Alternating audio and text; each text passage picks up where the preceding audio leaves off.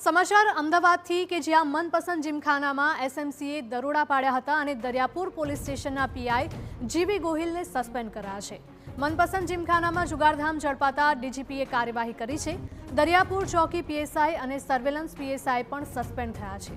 તો જુગારધામ ઝડપાતા 3 પોલીસ અધિકારી સામે કાર્યવાહી થઈ છે। દરિયાપુર પોલીસ સ્ટેશનનો ચાર્જ શાહીબાગ પીઆઈને સોંપાયો છે।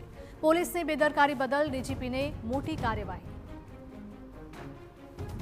અમદાવાદના દરિયાપુરમાં મનપસંદ જીમખાનામાં જુગારધામ ચાલતું હતું, જેની બાતમી ગાંધીનગર સ્થિત સ્ટેટ મોનિટરિંગ સેલને મળી હતી અને એએમસીની ટીમે ગત રવિવારે મનપસંદ જીમખાના પર સપાટો બોલાવી ગોવિંદ પટેલ સહિત કુલ 187 આરોપીની ધરપકડ કરી હતી। આ કાર્યવાહી માટે પોલીસે 20 કલાક સુધી ભારે જહેમત ઉઠાવી હતી અને આ ઘટનામાં સ્થાનિક પોલીસ ઊંઘતી ઝડપાઈ હતી। વધુ માહિતી સાથે ફોનલાઈન પર અમારા સંવાદદાતા હરીન જોડાયા છે। હરીન, જણાવશો કે અમદાવાદના મનપસંદ જીમખાનાની આ ઘટના છે કે જ્યાં એસએમસીના દરોડામાં આ સમગ્ર મામલો સામે આવ્યો હતો, શું અપડેટ મળી રહી છે?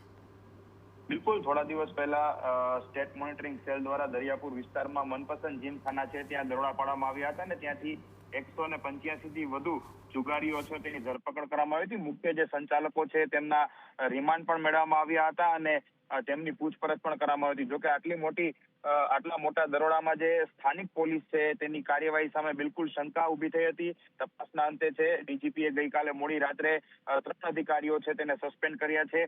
ખાસ કરીને જે દરિયાપુર પીઆઈ છે જીવી ગોહિલ તેમને સસ્પેન્ડ કરવામાં આવ્યા છે ને આ ઉપરાંત 2 પીએસઆઈ કે જેમાં ચોકી પીએસઆઈ અને સર્વેલન્સ પીએસઆઈ છે તેમને પણ સસ્પેન્ડ કરી દેવામાં આવ્યા છે। મહત્વનું છે કે જે રીતે મનપસંદ જીમખાનામાં અત્યાર સુધી 2 વખત સ્ટેટ મોનિટરિંગ સેલ છે તેના દ્વારા દરોડા પાડવામાં આવ્યા હતા, એક વખત પીસીબી દ્વારા પણ દરોડા પાડવામાં આવ્યા હતા। આમ છતાં પણ ફરીથી ત્યાં જુગારધામ ધમધમતું હતું અને એસએમસીએ ફરી દરોડા પાડીને મોટું જુગારધામ છે પકડી પાડ્યું હતું। જી બિલકુલ હરીન, માહિતી બદલ આપનો આભાર।